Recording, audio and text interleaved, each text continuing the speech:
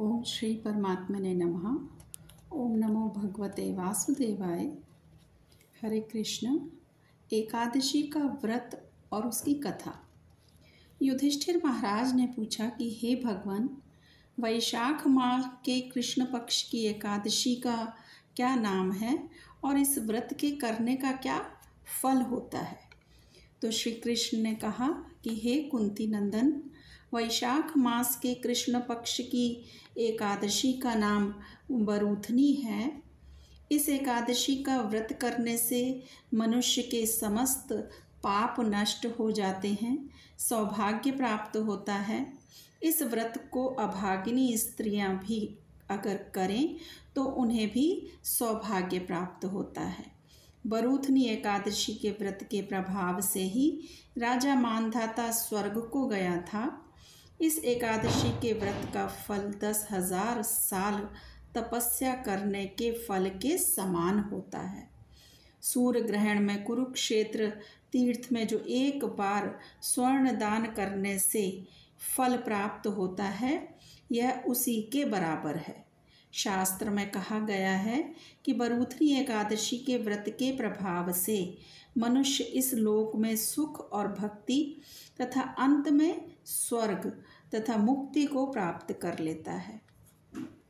हाथी का दान घोड़े के दान से उत्तम दान होता है और हाथी के दान से उत्तम दान भूमि दान है तथा भूमि दान से उत्तम तिलों का दान बताया है और तिल दान से अधिक स्वर्ण दान होता है तथा स्वर्ण दान से उत्तम भी अन्नदान कहा गया है, क्योंकि अन्नदान से पितृ देवता मनुष्य सभी तृप्त हो जाते हैं। केवल कन्यादान को शास्त्रों में इस दान के समान माना गया है। बरूथनी एकादशी का व्रत करने से अन्नदान तथा कन्यादान का फल मिलता है। जो मनुष्य लोभवश हो या कन्या का धन ले लेते हैं, वे मनुष्य प्रलय के अंत तक नरक में निवास करते हैं। और जो मनुष्य स्नेहपूर्वक धन सहित कन्या का दान करते हैं, उनके पुण्य को चित्रगुप्त भी लिखने में असमर्थ रहता है। इसलिए बरूथनी एकादशी का व्रत करने वाले मनुष्य को कन्यादान का फल मिलता है और इस बरूथनी एकादशी का व्रत करने वाले मनुष्य को दशमी से ही दिन से निम्न 10 वस्तुओं का त्याग कर देना चाहिए, जैसे कांसे के पात्र में भोजन करना, मांस खाना, मसूर की दाल, चना, कोदों, शाक, मधु, पराया अन्न, पराया भोजन, पराया धन, ये सब नहीं लेना चाहिए। इस दिन जुआ नहीं खेलना चाहिए और शयन भी नहीं करना चाहिए।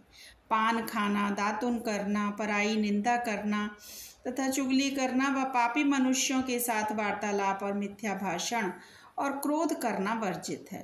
तो हे राजन, बरूथनी एकादशी का व्रत जो मनुष्य विधि पूर्वक करते हैं, उनको स्वर्ग प्राप्त होता है।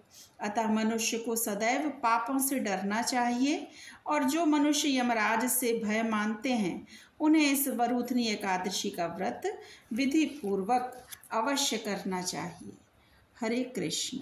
श्री कृष्ण अर्पणम अस्तु। हरे कृष्ण।